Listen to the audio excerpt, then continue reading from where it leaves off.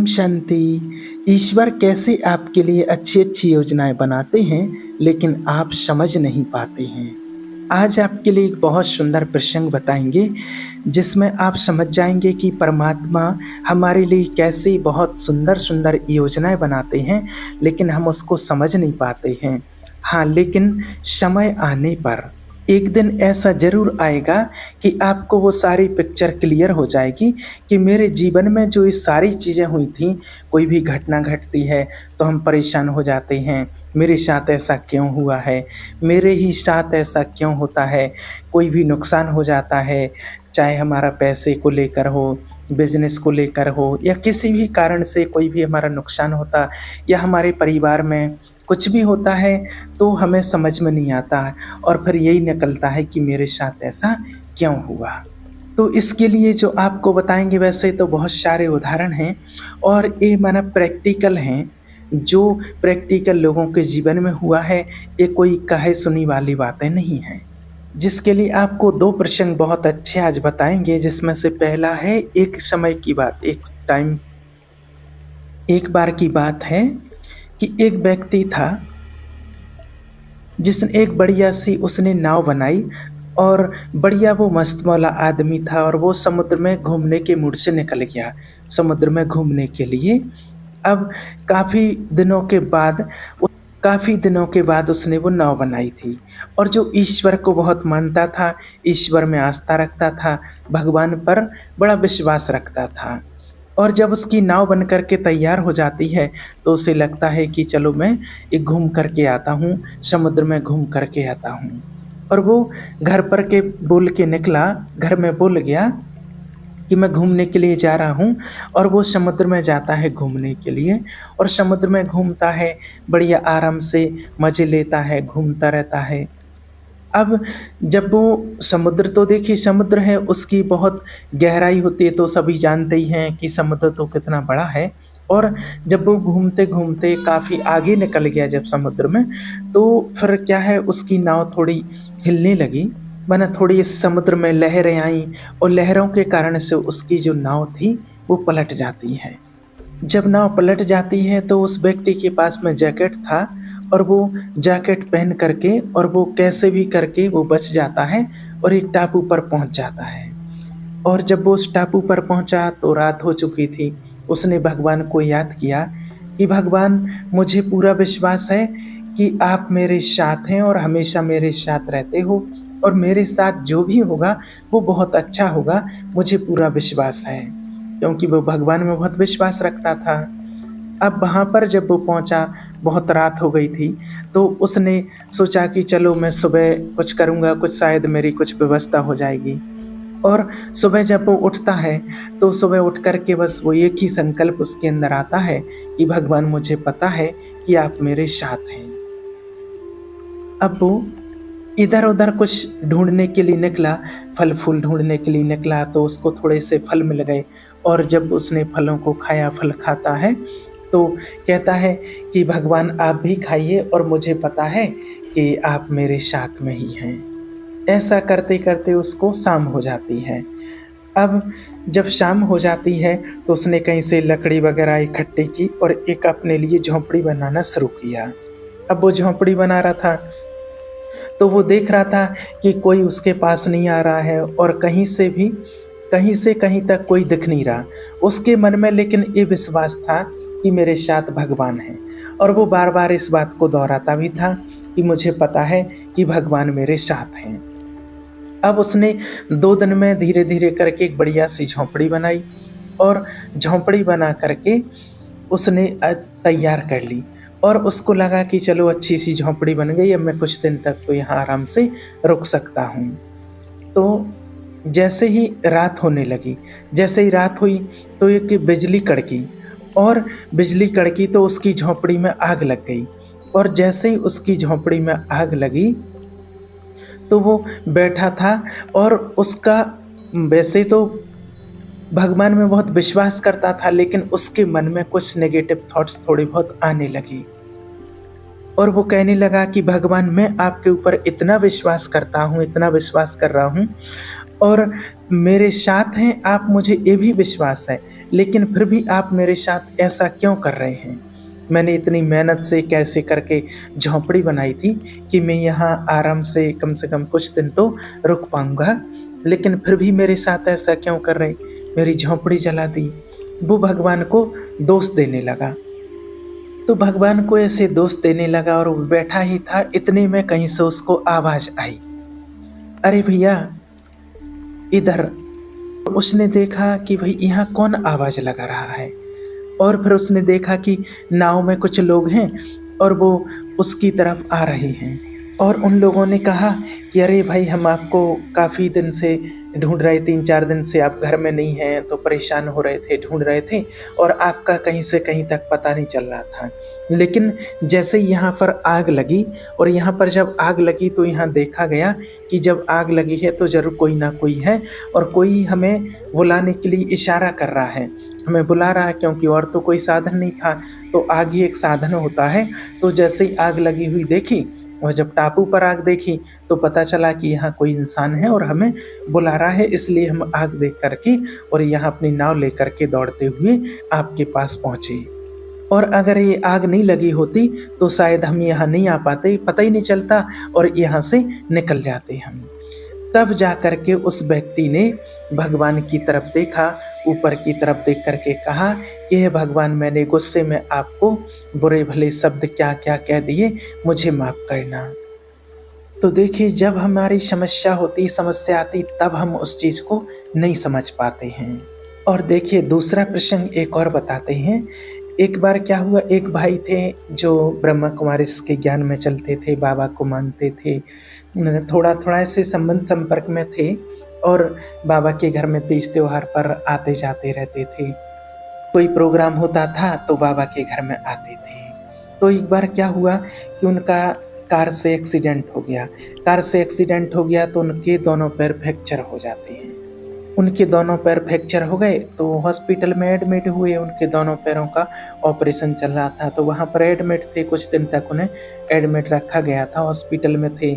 तो एक बार क्या हुआ, वहाँ से एक दीदी जो थी वहाँ की, उनका निकलना हुआ, उनको पता चला, तो उन्होंने सोचा कि चलो, भाई मन अच्छे थे, विश्वास रखते थे भगवान में, अच्छा काम करते थे, धार्मिक प्रवृत्ति के थे और समाज के लिए भी बहुत अच्छा कार्य करते थे। तो अच्छा भाई बढ़िया थे, तो दीदी ने सोचा चलो उनसे मिलते चलें, देखते चलें। भाई हर किसी का ही होता है कि कोई अपना है और ऐसी जगह पर है तो उससे मिलना स्वाभाविक होता है। तो वहाँ गए, दीदी बैठे, दीदी को देखा और दीदी ने उनको देखा, तो दीदी ने, अब उस टाइम पर तो हर कोई यही कहता है कि भई आप चिंता नहीं करो और आप टेंशन नहीं लो, देखिए जो भी होता है अच्छे के लिए होता है और भगवान अच्छा ही करता है। तो बस इतने जो शब्द उस भाई ने सुने तो वो कहता है कि बस बहन जी, भगवान का तो मेरे सामने नाम मत लो। भगवान ने मेरे साथ ऐसा क्यों किया है? भगवान की तो आप बात मत कीजिए। भगवान तो जब देखो ऐसा ही करते हैं। तो ऐसे सब वो बड़े मानो गुस्से में आकर के उन्होंने ऐसा बोला। तो फिर उन्होंने कहा दीदी चुप रहे, ठीक है भाई, अब उस टाइम पर और क्या बोलेंगे? तो ऐसा बोल कर के और बस आराम से थोड़ा बैठे और बाहर आए। बाहर आए तो मानो उनकी जो मिसेज थी भाई की, और वो बोलती हैं कि दीदी माफ़ करना और आप इनकी बातों को बुरा मत मानना, और इनके पास कोई भी आता है और जब भगवान के लिए कुछ बोलते हैं तो वो उस पर ऐसे ही गुस्सा करके बोलते हैं। तो दीदी ने कहा चलो वो तो ठीक है, कोई बात नहीं, लेकिन ऐसा आखिर क्या बात है?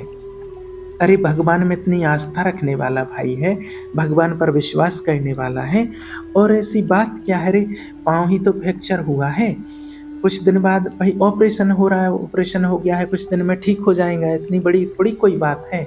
तो फिर उनकी मिसेज कहती हैं दीदी ये बात नहीं है। तो फिर उन्होंने कहा कि बात क्या है? तो उन्होंने कहा वो कोई लॉटरी के गवर्नर थे और वो बहुत समाज सेवी थे और समाज के लिए उन्होंने बहुत अच्छा काम किए थे। तो उनको क्या है, विदेश में जा कर के उनको आमंत्रण किया था विदेश वालों ने, और वहाँ उनको मेन चीफ गेस्ट के रूप में, मुख्य अतिथि के रूप में उनको बुलाया था। उनका वहाँ बहुत सम्मान होना था और वहाँ उनको अवार्ड मिलना था।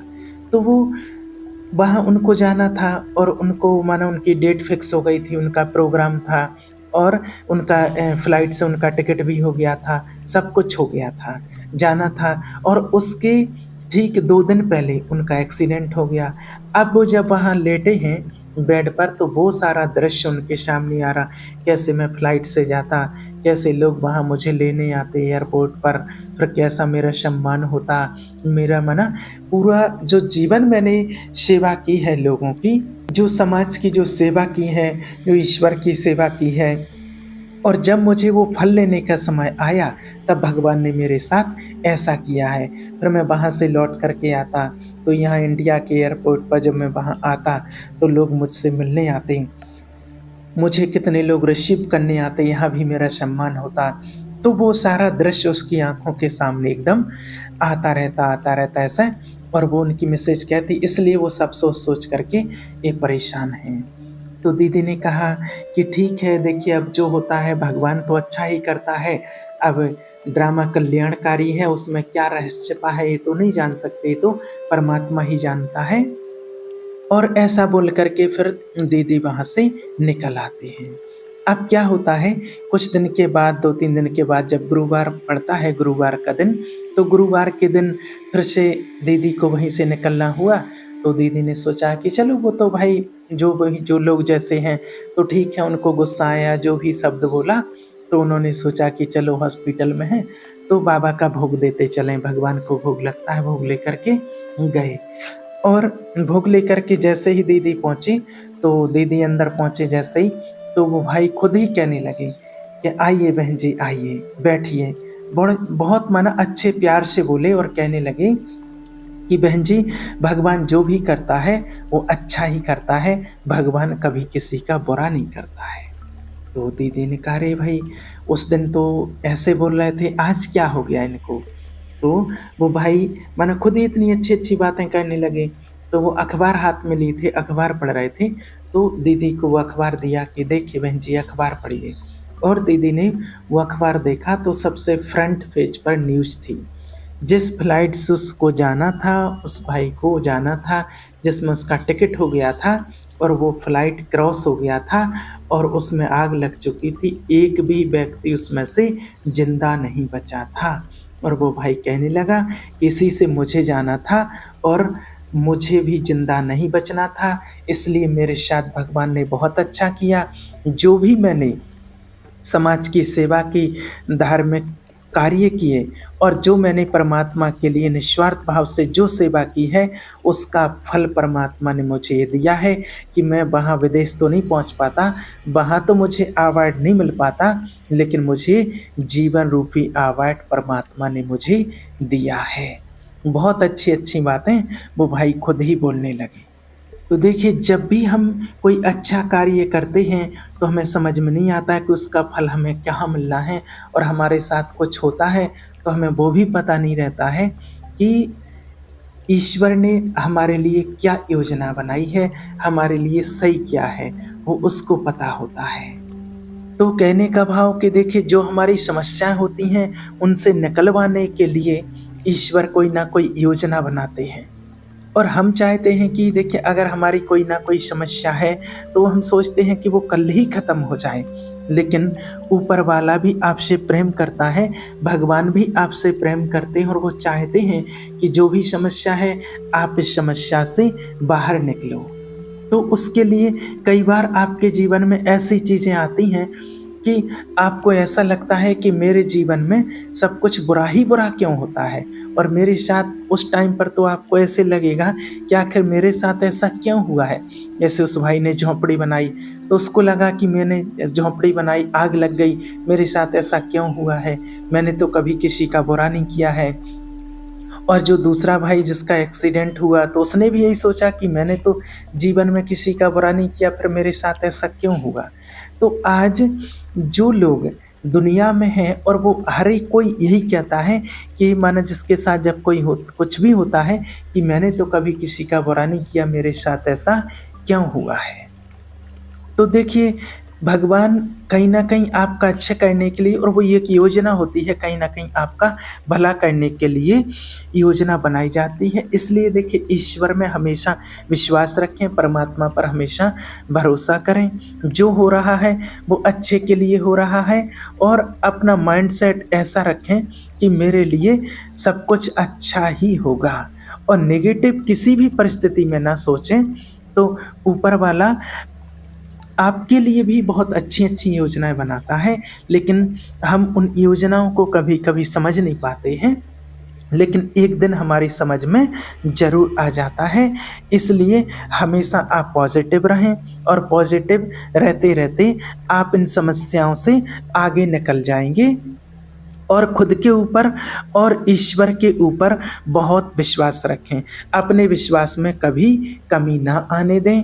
आपके साथ हमेशा अच्छा होगा। ईश्वर आपके साथ हैं। उस परमात्मा को साथ लेकर चलिए, उसको याद कीजिए। आपके साथ सब कुछ अच्छा ही अच्छा होगा। ओम शांति।